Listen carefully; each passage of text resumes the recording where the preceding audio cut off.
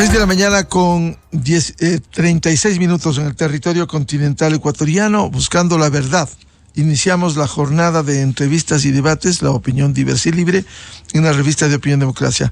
Queremos saludar al señor secretario de Inversiones Público-Privadas, Roberto Salas. Lo invitamos para que nos explique la vigencia de este nuevo reglamento para viabilizar proyectos de alianza público-privada. Con decreto 788, el gobierno expidió el reglamento para asociaciones público-privadas con el objetivo de atraer inversiones privadas gracias a la implementación de este marco normativo. ¿Qué implica este decreto y cómo permitirá recibir estas inversiones?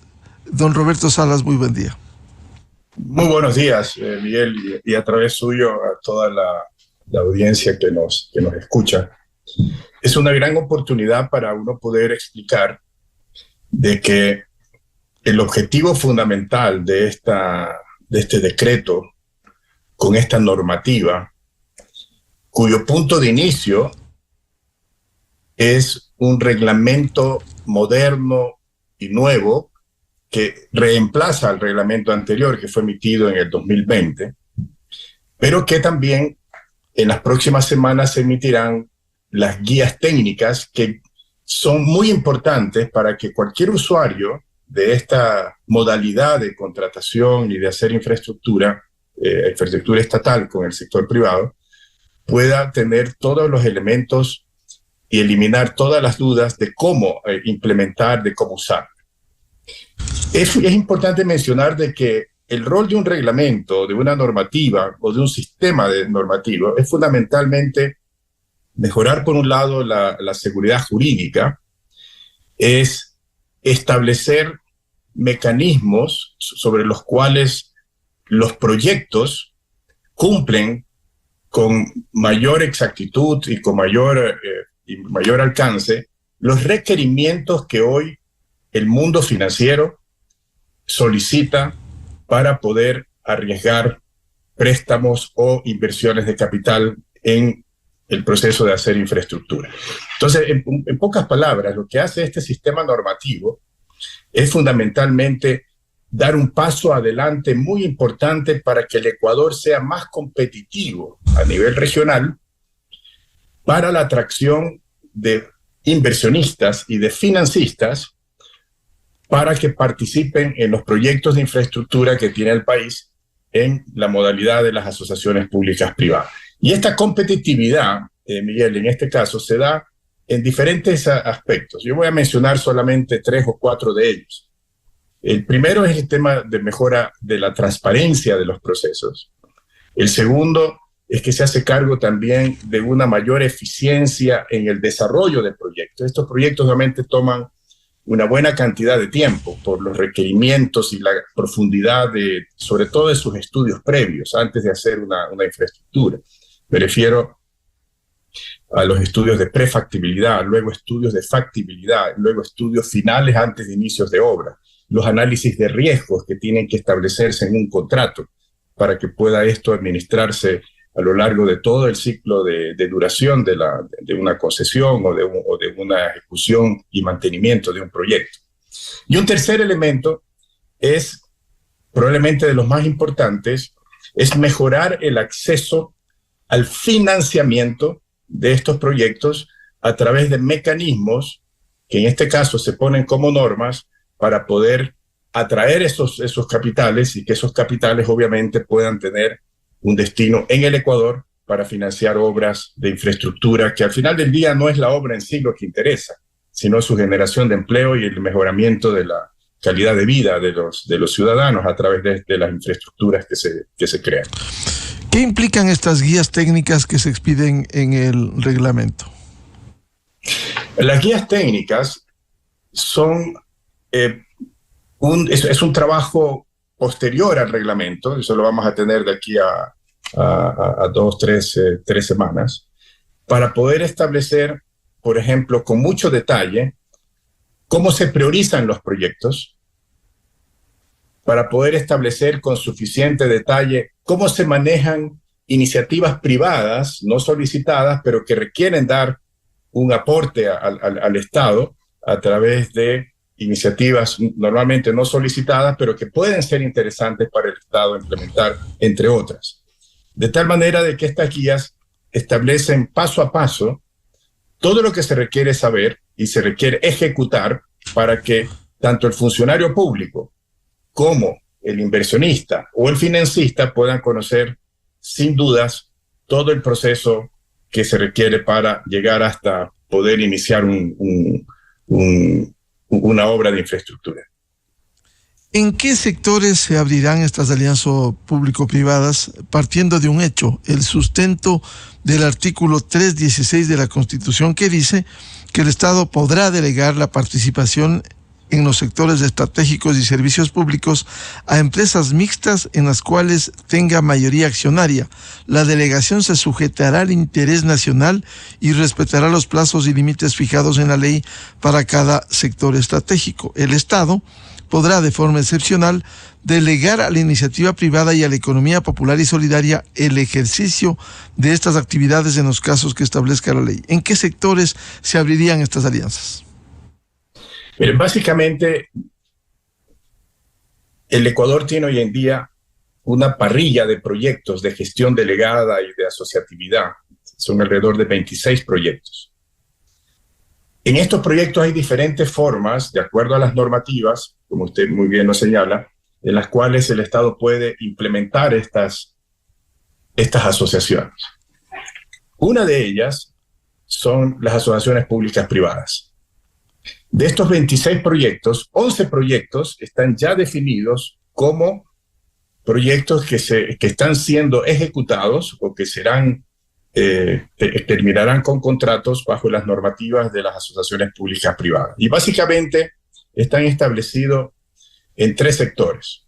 En el sector de energía, donde hay 2 proyectos, ya los voy a mencionar con más detalle. En el sector vial, que son 7 proyectos viales que son de ampliaciones o mejoras sustanciales, ¿no? Solamente son ampliaciones de carriles de 2 a 4 carriles, y con una mejora, ciertas mejoras en la calidad de los materiales. En el mismo área de la infraestructura hemos incorporado y ya estamos empezando los estudios de prefactibilidad en el caso del puerto de Esmeraldas, que es un proyecto muy importante pensando dentro de 5 o 7 años, cuando los corredores mineros del norte del país necesitan obviamente un puerto para poder exportar, sobre todo concentrado de cobre.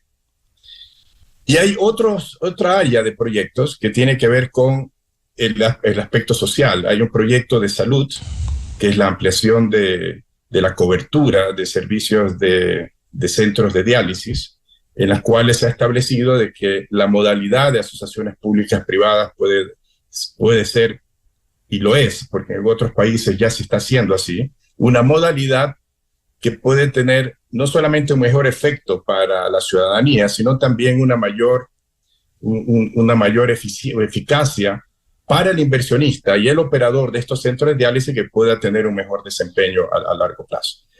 Entonces, estamos hablando de 7 proyectos viales, un puerto, 12 hidroeléctricas importantes, y en el sector salud, estos proyectos de centros de diálisis que permitiría, obviamente, entre todos ellos, no solamente con este reglamento, sino con sus guías técnicas y toda su capacitación que se está programando para las próximas semanas, poder darles el beneficio de que estos proyectos tengan mejor transparencia, sean realizados con mayor eficiencia y obviamente que puedan tener un mejor acceso a financiamiento, una mayor probabilidad de que sean financiados por la banca multilateral, la banca de desarrollo o fondos privados de financiamiento.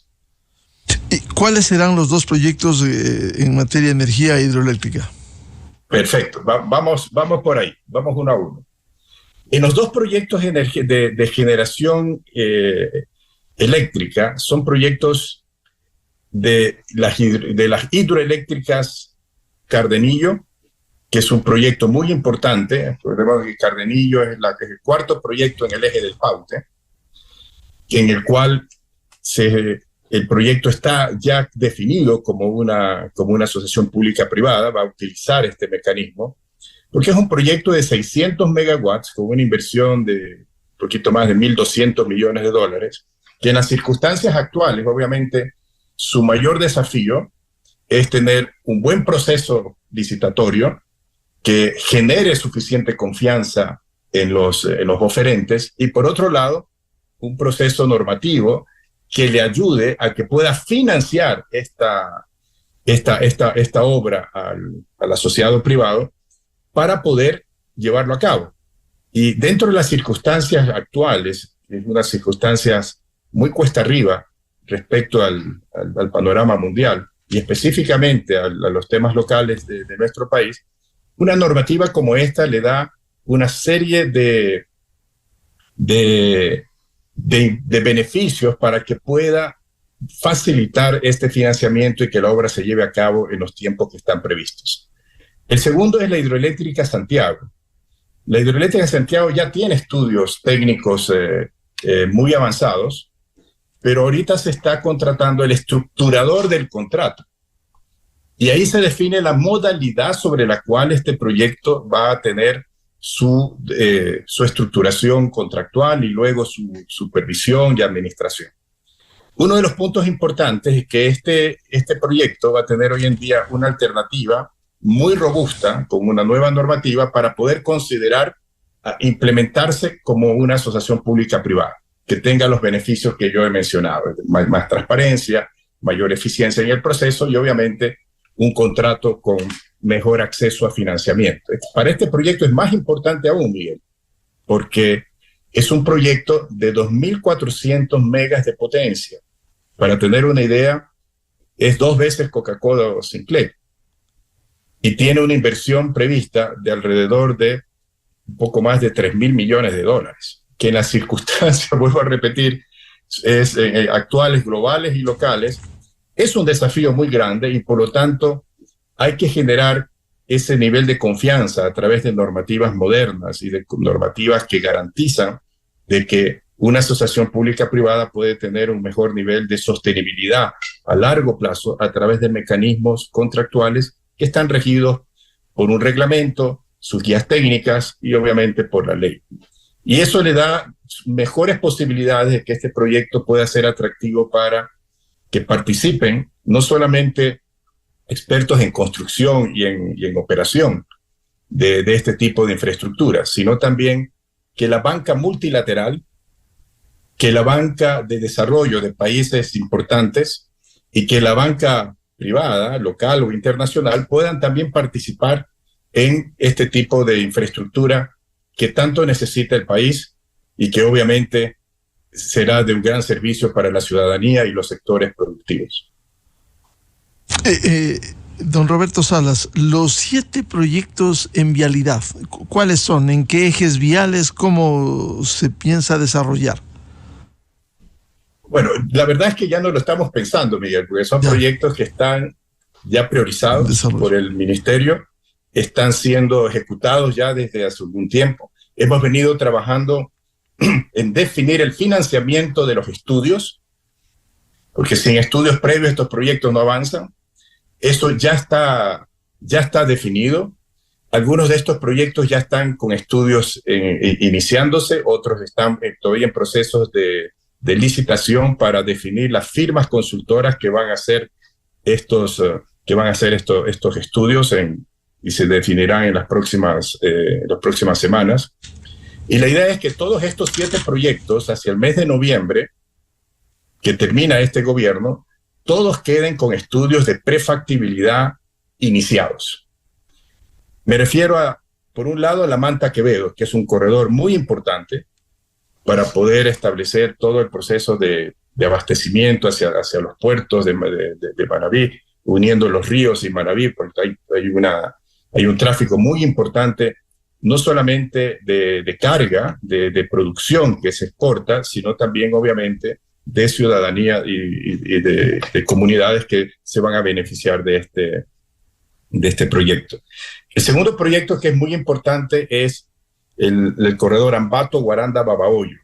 Es un proyecto de los más grandes son una inversión de sobre 800 millones de dólares, que tiene obviamente un impacto importante al unir una buena parte de Tungurahua hasta la provincia de Los Ríos. Otro trazado muy relevante, sobre todo por el nivel de importancia que tiene la interconexión entre la sierra y el oriente, es la Pifo-Ye de Baeza.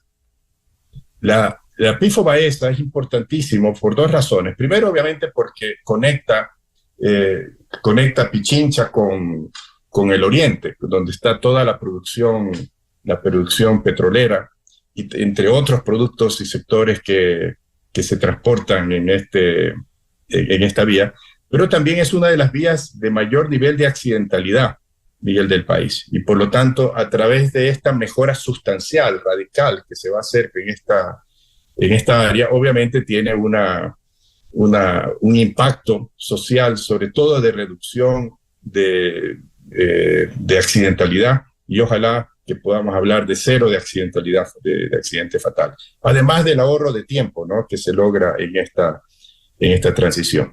Hay otros proyectos como la Montecristi y la Cadena, la Bahía Pedernales Cojimíes, la Loja Catamayo, el Ambato Baños Puyo, que complementan estos 7 proyectos, entre otros que el METOP tiene previsto hacer, pero estos son los 7 que están siendo priorizados en esta primera ola, por decirlo de esa forma, de la utilización de este nuevo reglamento y esta nueva normativa.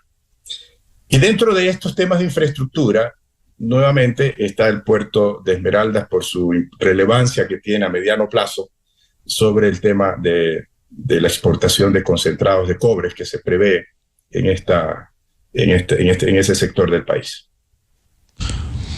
En el caso de los centros de diálisis, ¿también están ya encaminados y en desarrollo?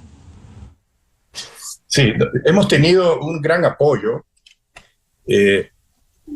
Hemos tenido un gran apoyo del ministerio, y con quien hemos trabajado prácticamente en dos grandes áreas.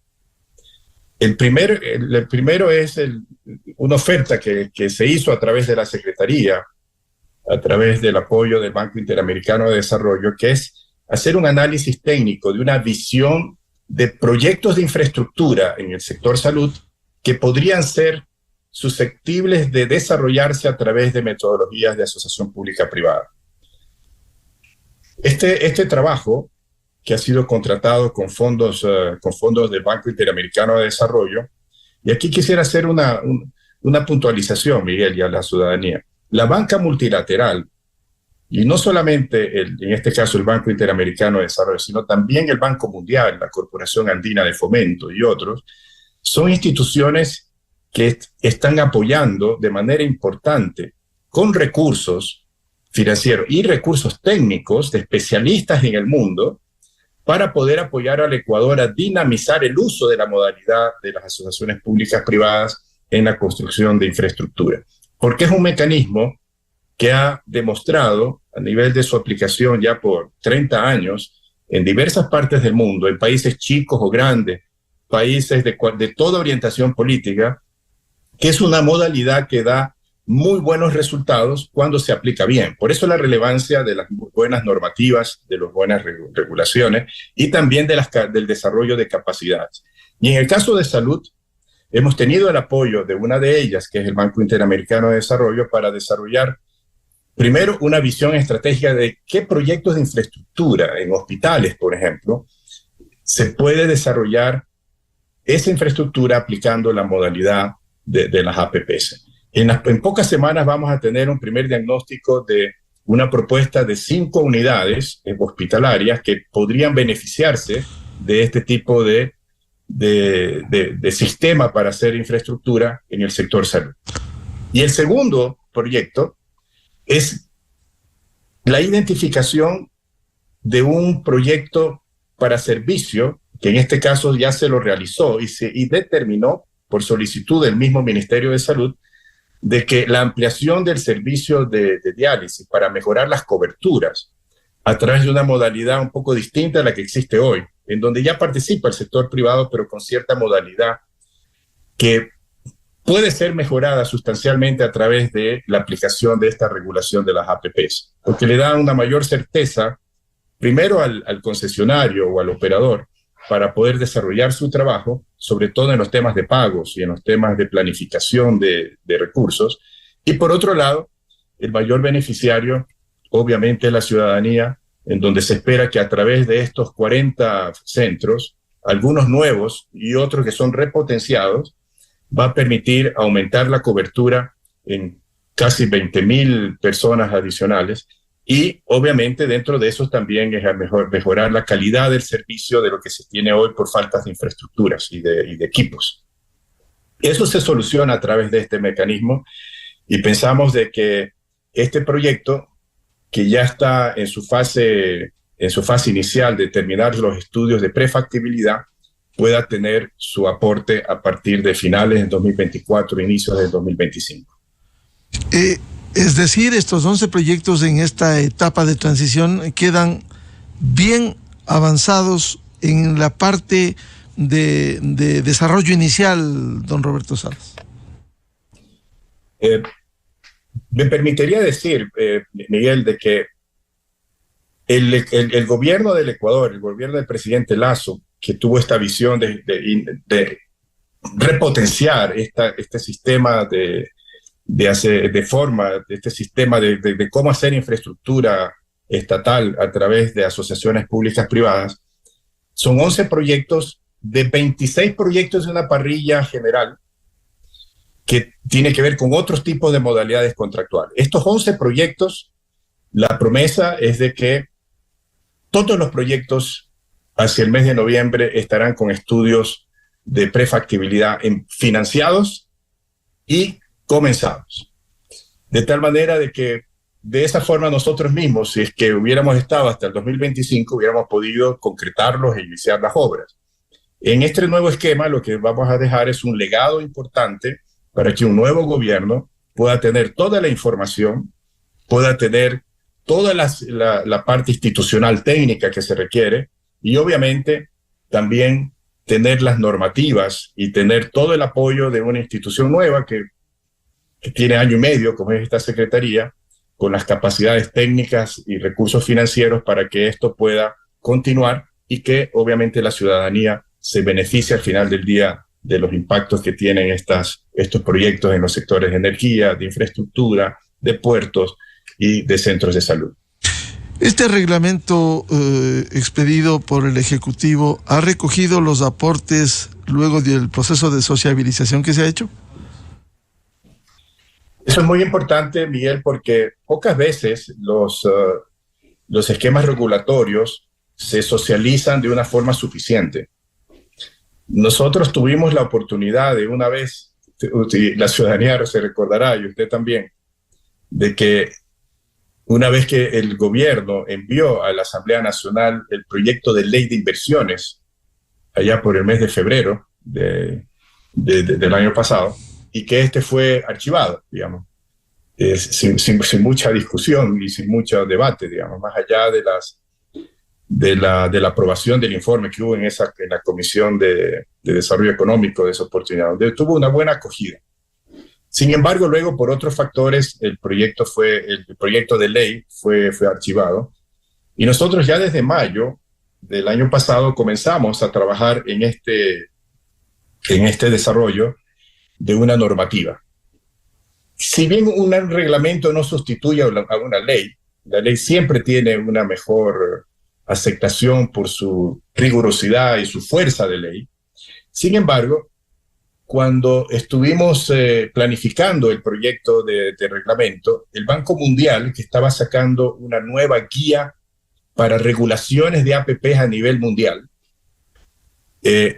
nos pidió de que utilicemos esa nueva guía y que el Ecuador se convierta en un piloto de la aplicación de la guía técnica de legislaciones APPs del Banco Mundial. Y exactamente lo cumplimos. Esa guía fue emitida a finales de junio del año pasado y el Banco Mundial nos puso 7 expertos en este tipo de temas para poder apoyar al equipo de la Secretaría de Inversiones Públicas Privadas y desarrollar este reglamento, lo cual terminó en el mes de diciembre aproximadamente.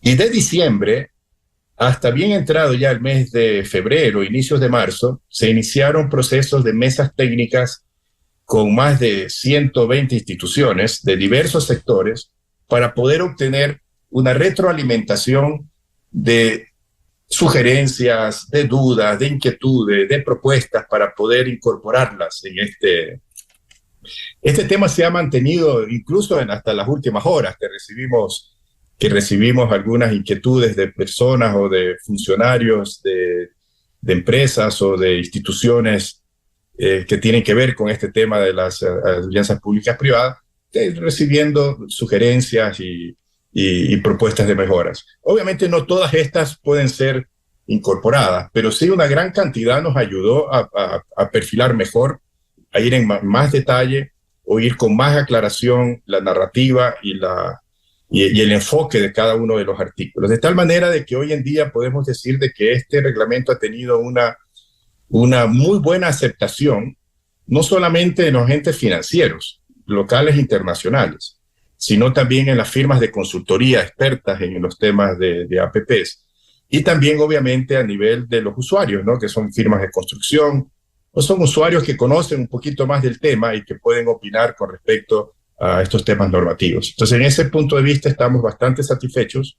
Creo que vamos a dar un impacto muy importante en la mejora de la competitividad del Ecuador para atraer estos capitales que permitan que los proyectos de Ecuador, empezando por estos 11 que acabamos de dialogar, puedan tener un feliz término en beneficio de las infraestructuras, del empleo. Eso es algo súper importante. No me lo ha preguntado Miguel, pero se lo voy a mencionar. Una vez que estos 11 proyectos comiencen sus inicios de obra hacia finales del 2024 y el 2025, hay un potencial de generación de empleo de alrededor de 145,000 puestos de trabajo en temas de empleos directos e indirectos. De tal manera de que estamos hablando de inversiones de más de 7.300 millones de dólares que generarían empleos de esta naturaleza, en el número que acabo de mencionar. ¿Eso será a partir del inicio de los proyectos?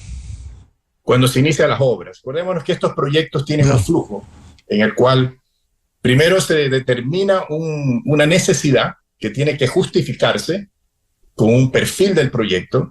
Luego que ese perfil pasa a una prioridad, se determina la necesidad de entrar hacia estudios de prefactibilidad, que son los que determinan si el proyecto tiene un potencial de ser suficientemente atractivo y que pueda tener una razonabilidad en cuanto a su cierre financiero, es decir, que alguien pueda no solamente construirlo, sino financiarlo, que es súper importante. Y determina también las primeras informaciones respecto a si el proyecto requiere aportes estatales o no. Y si requiere aportes estatales, con el estudio de prefactibilidad, el Ministerio de Finanzas da su primera opinión respecto a que lo va a apoyar fiscalmente o no.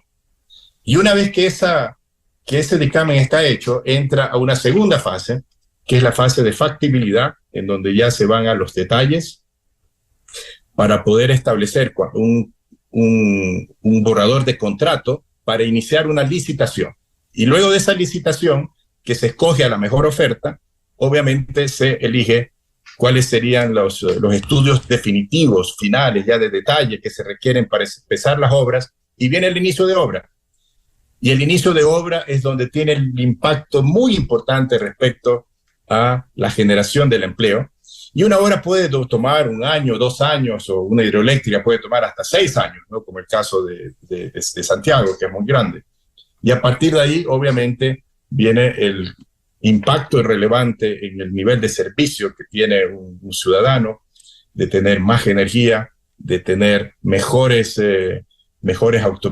carreteras, con más seguridad respecto a temas de accidente, ahorros de tiempo, comodidades y obviamente centros de salud y otros tipos de infraestructuras que el mayor beneficiario, sobre todo en estos sistemas, es la ciudadanía, es el pueblo. Bien, al menos 11 proyectos importantes que se desarrolla por este mecanismo de alianza público-privada. A Roberto Salas, de la Secretaría de Inversiones Público-Privadas, muchas gracias. La presencia en la revista de opinión Democracia. Enseguida, en la revista de opinión Democracia. Buscando la verdad, 7 minutos en el territorio continental ecuatoriano, pausa publicitaria y ya volvemos con el candidato presidencial por Construye, Fernando Villavicencio, y su plan de gobierno. Desde 1984 con Gonzalo Rosero. La revista de opinión Democracia. Siempre líderes, siempre confiables. Enseguida regresa Miguel Rivadeneira a la búsqueda de la verdad. Inicio de espacio promocional y publicitario. Siente la emoción.